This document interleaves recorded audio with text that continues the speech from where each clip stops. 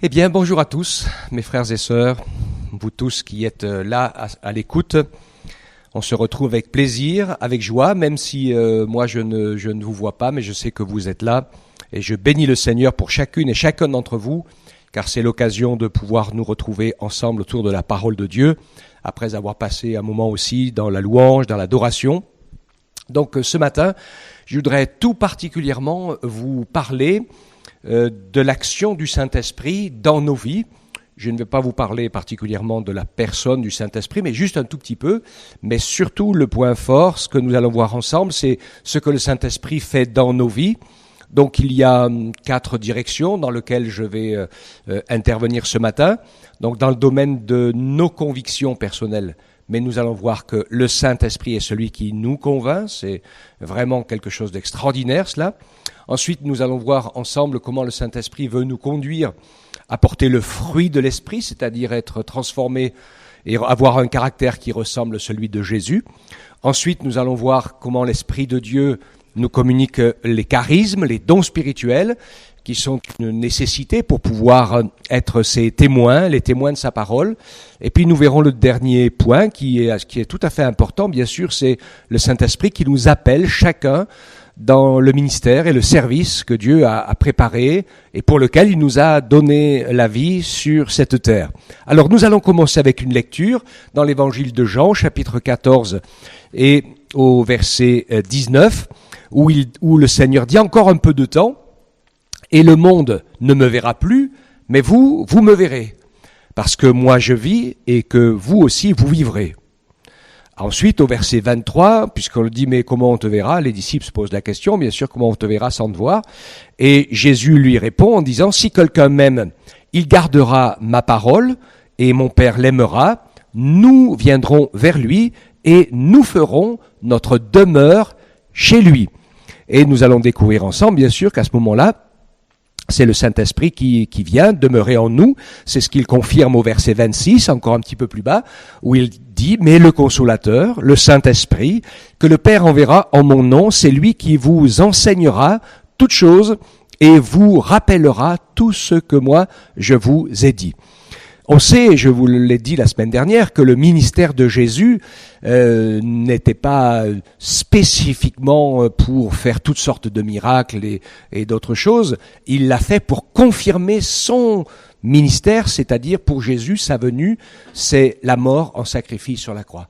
C'est l'agneau expiatoire. Et bien sûr, pour démontrer en toute simplicité qu'il est le Messie, le Sauveur, le Christ, le Dieu Tout-Puissant, la parole faite chair, eh bien c'est normal, il a parlé, il a agi, il a guéri, il a montré qu'il était Seigneur des Seigneurs, Roi des Rois, même capable de ramener quelqu'un qui était mort par sa parole, de le ramener à la vie. Nous le savons bien, il n'y a que Dieu lui-même qui est capable de faire ces choses-là. Donc nous découvrons, et c'est notre joie, que Jésus est donc parti au ciel et il nous a dit qu'il allait nous envoyer le Consolateur. Ce qui fait que depuis l'ascension de Jésus, nous sommes directement en relation avec Dieu par la personne du Saint-Esprit. Nous sommes sous l'action, l'onction et la direction du ministère du Saint-Esprit. Donc c'est tout à fait important, bien sûr, de savoir cela. Et donc, le Saint-Esprit, eh bien, qu'est-ce qu'il va faire? Eh bien, il va prendre les paroles de Jésus, les paroles de Dieu, parce que tout est dans sa parole, et puis il va nous les faire vivre. Et c'est là que nous entrons dans ce domaine de la conviction, puisque le Saint-Esprit, à partir du moment où Jésus est mort sur la croix, le Saint-Esprit peut enfin entrer dans nos corps. Je ne l'avais pas écrit, mais je vais simplement souligner le fait que dans l'Ancienne Alliance, le Saint-Esprit qui agissait s'emparait avec autorisation, bien sûr, toujours, du cœur du prophète, des prophètes, pour annoncer des messages. J'ai l'habitude de dire, et c'est logique, ils étaient revêtus du Saint-Esprit, comme une armure, comme une sorte d'action extérieure pour leur donner les mots, pour leur donner la parole, pour leur donner les gestes, pour tout ce qu'il fallait. Mais il n'était pas possible à ce moment-là que le Saint-Esprit puisse habiter dans leur corps. Mais nous savons, le Seigneur l'a dit, que notre corps, il est fait pour être le temple du Saint-Esprit. Mais pour que le Saint-Esprit puisse entrer en nous, il était absolument nécessaire que Jésus meure avec nos péchés pour les pardonner, les effacer et qu'il ressuscite de manière victorieuse. C'est la mort et la résurrection de Jésus qui permettent au Saint-Esprit, enfin, d'entrer dans notre corps pour remplir son rôle, de nous inspirer, de nous convaincre, de nous communiquer directement les choses qui viennent de Jésus et qui ne sont pas simplement des bulles qui naissent dans notre cerveau comme ça. Je pense que vous tous qui connaissez le Seigneur, vous savez bien faire la différence.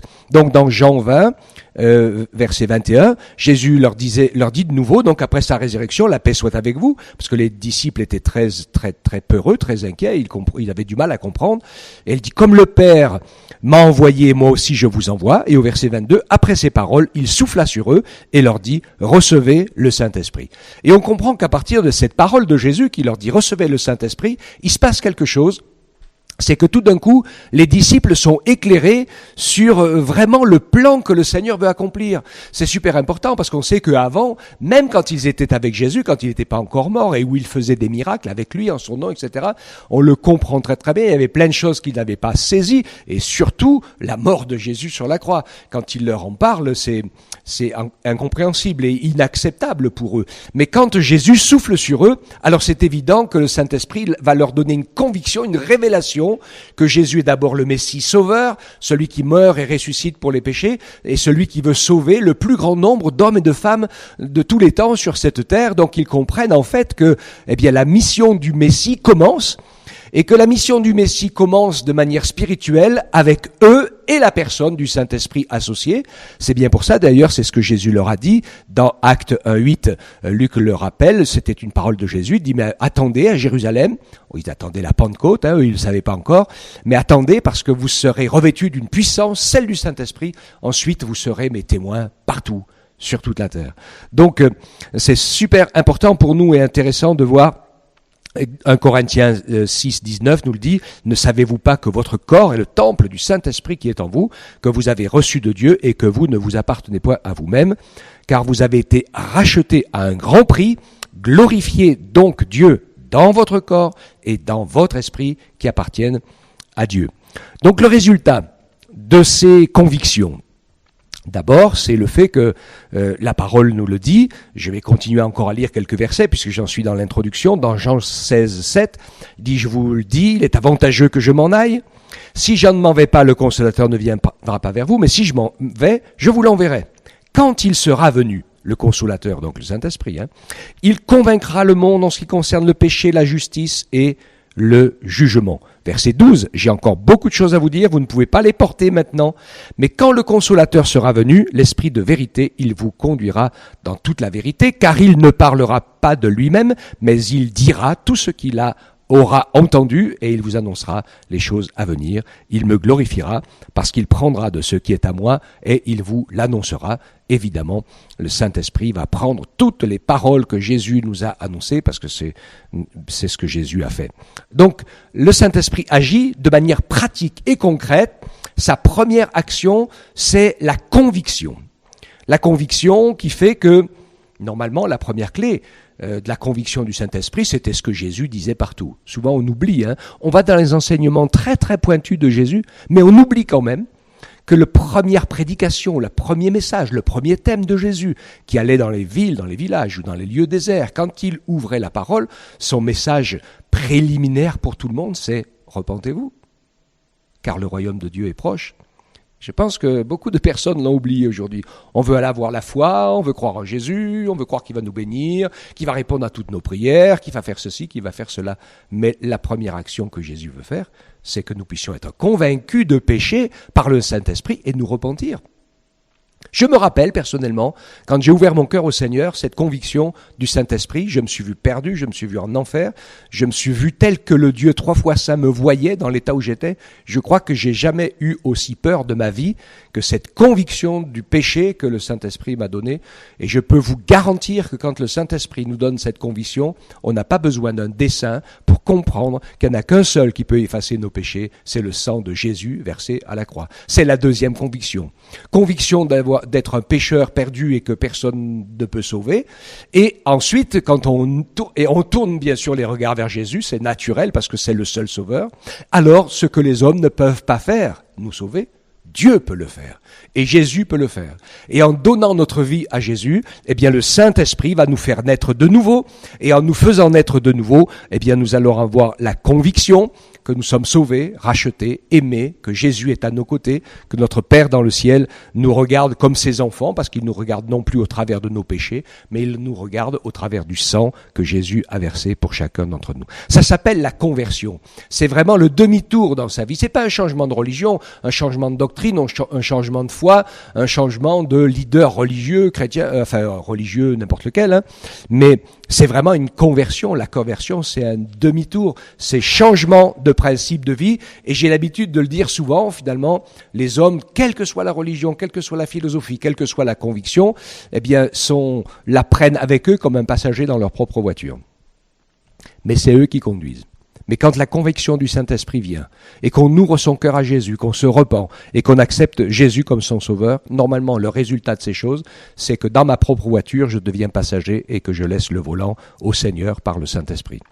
Et ça, c'est pour ça que je parle de conversion, parce que c'est pas de les idées, ça, c'est pas de la philosophie. Ça nous montre que le Seigneur, si on le veut bien, parce qu'il ne nous oblige pas, bien sûr, hein, mais si on le veut bien, pour être conduit sur le bon chemin, eh ben, il peut nous conduire et nous aider en toutes choses, que ce soit émotionnellement, sentimentalement, amicalement, et dans la foi, et dans les œuvres, et dans les services. Il n'y a pas de meilleur conseiller que le Saint-Esprit. Il n'y a personne qui nous connaît autant que le Saint-Esprit et qui est capable de nous conduire là où nous allons progresser, là où nous allons nous emparer des promesses de Dieu et là où nous allons devenir ce que Dieu a toujours voulu que nous devenions. Donc ça, c'est le premier élément, celui de la conviction. On le verra dans les dons spirituels tout à l'heure, il peut y avoir aussi des éléments de conviction quand ça m'est arrivé quelquefois à un moment donné où le Saint-Esprit nous convainc et nous dit « faut que tu ailles voir telle personne ». Alors on est toujours dans le domaine de la conviction ici, mais c'est plus par rapport au fait de nous emparer des paroles de Dieu, mais c'est d'avoir reçu peut-être une parole de connaissance, une parole de foi, etc., qui fait que là, on sait qu'il y a quelque chose à aller faire, on en est convaincu. On le voit souvent aussi, et j'aime le préciser, sur le domaine de la guérison, parce que parfois on est un peu insensé, il y a des gens qui pensent à la méthode Coué, je suis guéri, je suis guéri, je suis guéri, et à force de le dire, ça devrait arriver, mais je me rends compte que par expérience, et puis il y a des gens comme ça qui ont arrêté leurs médicaments, le traitement, donc certains sont morts, sont retombés très malades, c'était insensé parce que on ne met pas Dieu au pied du mur. Mais l'inverse, c'est que certains, et je l'ai vu aussi, ont reçu vraiment la conviction par le Saint-Esprit qu'ils étaient guéris, et à partir de ce moment-là, eh bien, ils peuvent se conduire comme s'ils n'étaient plus malades parce qu'ils sont guéris. Quand le Saint-Esprit nous a convaincus, c'est que la chose est faite et elle n'est plus à faire. Et ça, c'est vraiment formidable. Ça aussi, c'est très important et ça fait partie de la conviction du Saint-Esprit. Le deuxième élément, donc je vous ai parlé, c'est le fruit de l'Esprit. Alors ce matin, je ne veux pas trop prendre de temps pour lire les textes, mais je vous invite à les noter. Ils seront écrits d'ailleurs sur le message. Vous prenez votre crayon, vous les notez, vous les relisez. Galates 5, 22 et à la suite nous parle de ce fruit de l'esprit, parce que je crois qu'il n'y en a qu'un, c'est comme une orange avec plusieurs quartiers, et qui est l'amour bien sûr, et dans lequel il y a la bonté, la fidélité, la foi d'ailleurs. Vous avez remarqué que dans le fruit de l'esprit, il y a la foi. Alors logiquement, ce côté foi là, on pourrait le remplacer par un autre mot qui lui est plus propre, c'est la confiance. C'est le fruit de l'esprit qui est que je fais confiance au Seigneur, même si ce que je vois autour de moi et ce qui se passe me dit tout le contraire. Si le Saint-Esprit me dit tu peux me faire confiance, ça va aller, je vais être avec toi, eh bien ça va super bien se passer. Et donc le fruit de l'esprit, la fidélité, la bénignité, la maîtrise de soi, etc. Alors là, on parle carrément du caractère de Jésus. J'aime beaucoup insister sur la nécessité et la qualité du fruit de l'esprit. Je vais dire quelque chose. C'est vrai que nous, les hommes, nous aimons bien ce qui frappe les yeux. On est toujours en recherche de puissance et de miracles et de surnaturel. Et puis on voudrait presque être quelque part, il y a un peu d'orgueil derrière. On voudrait être un grand homme de Dieu, une grande femme de Dieu avec plein de possibilités, plein de capacités. Alors je vais vous arrêter tout de suite. Quand Dieu fait des grandes choses, au travers de nous, c'est pas nous qui les faisions, hein. C'est le Saint-Esprit. Que je sache encore aujourd'hui, j'ai toujours pas, même si dans mon cœur à moi ou dans mon corps à moi, j'ai pas la puissance de sauver un perdu et j'ai pas la puissance de guérir un malade. On est bien d'accord. Si le Seigneur se sert de toi et de moi pour le faire, c'est parce que le Saint-Esprit veut m'inspirer, agir, et au travers des mots que je vais dire, ou de l'imposition des mains, ou de la prière, le Saint-Esprit va aller, il va convaincre, il va sauver, il va faire naître de nouveau, il va faire un miracle, etc. Alors je veux dire ici que si tu te sens un petit peu comme ça, gonflé, parce qu'il y a des belles choses puissantes qui se sont faites, te trompe pas de choses, parce que le jour où on paraîtra devant le tribunal de Christ, c'est pas les dons du Saint-Esprit que le Saint-Esprit a accompli et a fait au travers de nous, pour lequel nous n'y sommes pas pour grand-chose, qui serviront dans la balance, mais le point important qui servira dans la balance, c'est le fruit de l'Esprit. Est-ce que ton caractère a changé? Est-ce que tu ressembles à Jésus? Est-ce que tu as compris l'amour trinitaire dans lequel tu dois entrer pour pouvoir vivre l'éternité avec Dieu? Est-ce que tu as laissé ainsi cet amour transformer ton cœur et ton existence? C'est les seules choses qui seront essentielles, c'est-à-dire ce qui s'est passé dans ta propre vie. Est-ce que tu as laissé le Saint-Esprit faire pour changer ta vie? Ça, par contre, ça, c'est vraiment ta part à toi avec le Saint-Esprit. Le reste, le surnaturel du Saint-Esprit, c'est le Saint-Esprit qui le fait, je termine, aucun d'entre nous n'est surnaturel, on le sait bien. Donc on ne va pas se tromper. C'est pour ça que j'aime beaucoup insister sur le fruit de l'Esprit, qui est ce travail personnel de relation avec le Seigneur. C'est pour ça que tu vis beaucoup de contrariétés, c'est pour ça que l'on a des ennemis, c'est pour ça que les choses ne se passent pas comme on voudrait qu'elles se passent, parce que sinon on agirait toujours avec nos petites bonnes pensées humaines. Mais dans les situations compliquées, inextricables ou autres, eh bien, nous n'avons pas d'autre choix que de travailler avec la personne du Saint-Esprit pour que notre fruit soit changé, pour que nous soyons remplis de patience, de bonté, de fidélité, de bénignité, pour que nous aimions nos ennemis, que nous prions pour eux, que nous prenions soin des nôtres, etc., etc. C'est un travail de longue haleine. Et moi, pendant longtemps, j'avais pas compris ça. Je recherchais tout un tas d'autres choses. Mais le Seigneur regarde au cœur. Et cette conviction-là du Saint-Esprit pour le fruit de l'Esprit, c'est vraiment la clé, l'essentiel. C'est ce qui fera toute la différence, qui au moment où on va se retrouver devant le Seigneur, eh bien Jésus pourra dire « Je te connais et tu me connais ». Parce qu'on vit quelque chose ensemble. Et vous le savez comme moi. Jésus disait, c'est pas tous ceux qui disent Seigneur, Seigneur qui entreront dans le royaume des cieux. Certains diront, nous avons vécu avec toi. D'autres diront, nous avons fait des miracles, chassé des démons, nous avons fait plein de choses avec toi. Et Jésus leur dit, je vous connais pas. Pas de fruit d'esprit. Pas de relation personnelle. D'accord? Donc, c'est vraiment essentiel.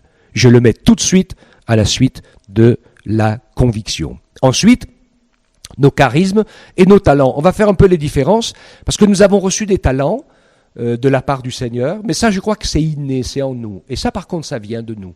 Le Seigneur nous a fait musiciens ou chanteurs, le Seigneur nous a fait artistes, ou il nous a fait agriculteurs, ou il nous a fait technicien, mécanicien, ingénieur, je sais pas, il n'y a pas de...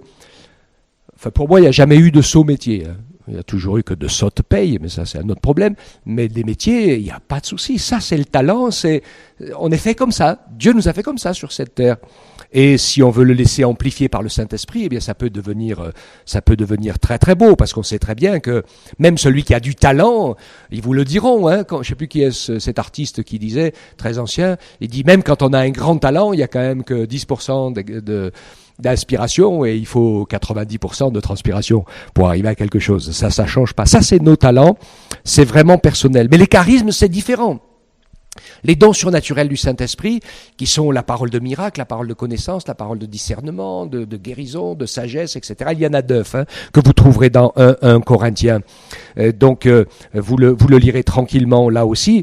Et donc, dans cette situation-là, des dons spirituels, c'est du même domaine que ce que je vous disais tout à l'heure. C'est-à-dire, c'est simplement d'apprendre à laisser le Saint-Esprit nous utiliser, parce que le Saint-Esprit n'est pas une personne physique et il aime parler par notre bouche, il aime bénir par nos mains, il aime guérir, relever et travailler au travers de nous. Ce sont les œuvres préparées d'avance, que Dieu a préparées d'avance pour que nous les pratiquions.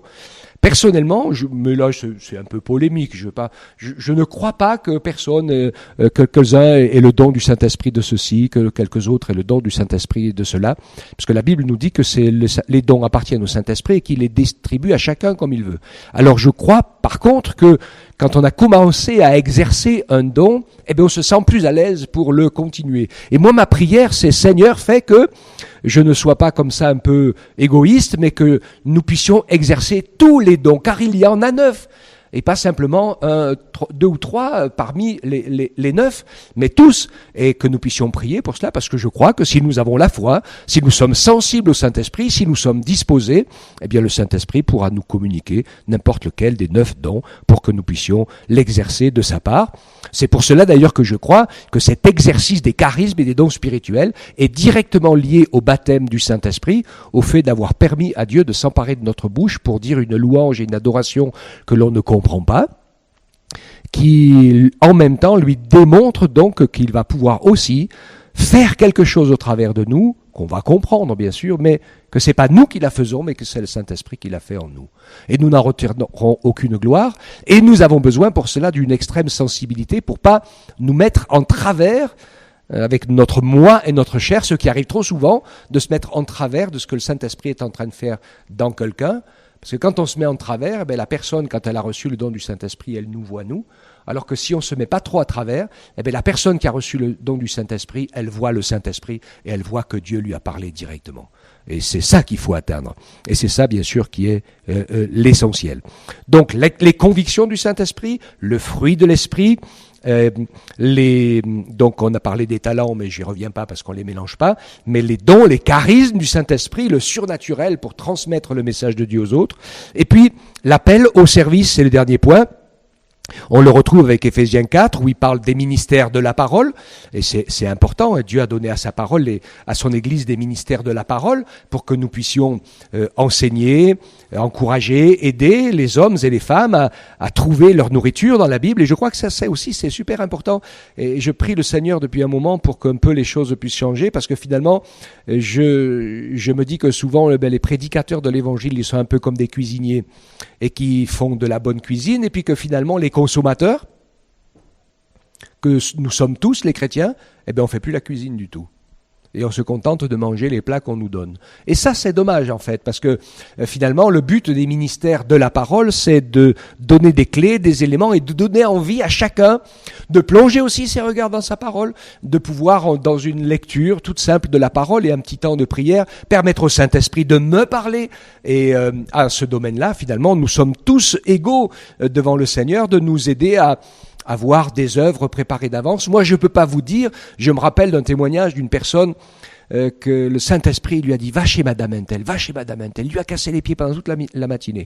Et quand elle est allée chez cette Madame Untel, elle est arrivée juste au moment où cette Madame Untel, elle était en train de partir, elle voulait sortir de chez elle, fermer les clés de sa maison et aller se suicider. Donc là, on est vraiment dans l'appel, et elle lui a parlé du Seigneur, elle s'est convertie, elle est devenue une chrétienne, elle, sa famille, etc. Ça a été extraordinaire, l'intervention de Dieu. Et donc là, on voit notre appel à chacun. Et ça, je peux pas vous donner, vos prédicateurs et vos pasteurs ne peuvent pas vous dire ça le dimanche matin au culte, à moins d'un truc exceptionnel, mais ça tout peut arriver de la part de Dieu. Parce que j'ai écouté des gens dans l'assistance, dire des choses par le pasteur qu'il n'a jamais dites, mais parce qu'elles en avaient besoin pour être guéries à ce moment-là. Ma propre mère l'a vécu, ça, c'est impressionnant ce que le Saint-Esprit est capable de faire. Mais peu importe, ce que je veux dire ici, c'est que si le Saint-Esprit te parle comme ça pour faire quelque chose de particulier, agir, venir au secours de quelqu'un, donner une parole d'encouragement, c'est pas le pasteur le dimanche matin au message du culte qui va te le dire. Il faut que tu apprennes à le trouver toi-même pour aller dans ton appel, dans ta sensibilité au Saint-Esprit, pour que l'œuvre de Dieu se fasse. D'accord ? Et donc c'est une vie extraordinaire qui est nécessaire. Parce que si on n'a pas la puissance, la présence et la personne du Saint-Esprit en nous, dans la vie chrétienne d'aujourd'hui, dans le monde de fous dans lequel on vit, on va pas tenir. C'est impossible de tenir tellement la pression du mal, des ténèbres, des incrédules et de la moquerie et de la persécution. Les chrétiens sont le mouvement religieux le plus persécuté au monde, mais 10 fois plus que les autres. Pourtant, on lisait hier soir mardi soir, à la réunion de prière, on lisait ensemble un travail. La Bible est toujours le best-seller le plus imprimé, le plus vendu depuis qu'elle est imprimée et vendue, mais loin devant tout n'importe quel autre livre ou n'importe quel autre bouquin. Et le deuxième qui lui court un tout petit peu derrière, c'est Le Voyage du pèlerin. C'est un vieux bouquin qui est super génial, mais il n'y a aucun autre livre de la terre qui arrive à leur hauteur. Vous croyez pas que le Saint-Esprit est pas derrière pour essayer de nous éveiller, de nous secouer dans notre conscience. C'est presque du témoignage direct du Saint-Esprit, de dire vous allez comprendre, vous allez ouvrir les yeux, que Dieu est vivant, qu'il n'y a rien de plus important que lui sur la terre, que Jésus revient bientôt, qu'il faut être prêt, être sauvé, vous préparer, et que bientôt la lumière va paraître au sein des ténèbres. Que Dieu vous fasse la grâce, que Dieu nous fasse la grâce, mes amis, de permettre au Saint-Esprit de continuer à semer en nous les convictions, qu'il nous fasse la grâce et nous aide, parce que ça c'est le plus difficile, mais le plus important, à porter le fruit de l'Esprit. Et pardonne-moi, pardonne-nous, Seigneur, toutes les fois où nous avons été plutôt vers la puissance, les dons, le surnaturel, et paraître, etc., plutôt que de te ressembler en secret.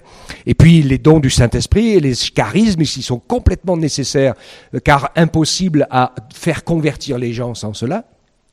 Et puis notre appel, notre service, le pourquoi nous sommes là, sur cette terre, dans lequel le Seigneur va nous donner une direction. Peut-être quelqu'un va partir vers la mission, peut-être quelqu'un va aller aider des personnes âgées, peut-être quelqu'un d'autre, voilà, il y a toutes sortes de choses que le Saint-Esprit le sait, ça c'est entre vous et lui, et ça encore, le pasteur, il peut pas vraiment vous le dire. Et il faut que ce soit chacun qui le trouve. Que Dieu nous aide à vivre tous les jours en communion avec Jésus par le Saint-Esprit. Alléluia, et que nous lui donnons toute la place, et que sa puissance, son amour et sa vie nous aident à construire sur le rocher solide, inébranlable. Comme l'a dit le Seigneur, la terre et le ciel, tout ça, ça passera, nos vies, ça passera, mais la parole de Dieu, les paroles de Jésus, elles ne passeront jamais. Gloire à Dieu. Alors nous fondons notre vie sur les paroles de Jésus et sur cette conviction que le Saint-Esprit met dans nos cœurs. Amen. Nous te prions ensemble, Seigneur. Merci et te remercions pour la venue, la présence et l'action de ton Esprit Saint dans nos cœurs et dans nos vies, car nous ne sommes plus seuls. Et même si nous ne voyons pas Jésus de nos yeux, quelques-uns le voient exceptionnellement de temps en temps, eh bien nous pouvons sentir que tu es là présent parce que ton Saint-Esprit habite dans nos corps et peut nous faire rire, nous faire pleurer, nous conduire, nous convaincre, nous ouvrir les yeux, nous éclairer. Seigneur, quelle grâce, nous savons que c'est un chemin délicat parce que le Saint-Esprit ne s'impose jamais, il ne nous force jamais, il ne nous oblige jamais et il est souvent celui qui se met en deuxième, c'est-à-dire si on lui dit oui, Saint-Esprit, eh bien il le fait, mais si on lui dit pas oui, il le fait pas. C'est super important pour ça d'être sensible. Que Dieu nous bénisse, que Dieu te bénisse et qu'il nous affermisse dans la foi et dans la sensibilité à la personne du Saint-Esprit. Nous n'avons pas besoin d'être ou de paraître parce que rien de bon ne peut se faire dans ces choses, mais que Jésus soit vu au travers de nous. Et que la personne du Saint-Esprit soit libre d'agir en nous, pour nous et à travers de nous et pour les autres. Ah mes frères et sœurs, que le Seigneur vous bénisse et que nous puissions faire tous ensemble ces grands progrès dans la vie et la communion du Saint-Esprit. Au nom de Jésus, soyez tous bénis. Amen.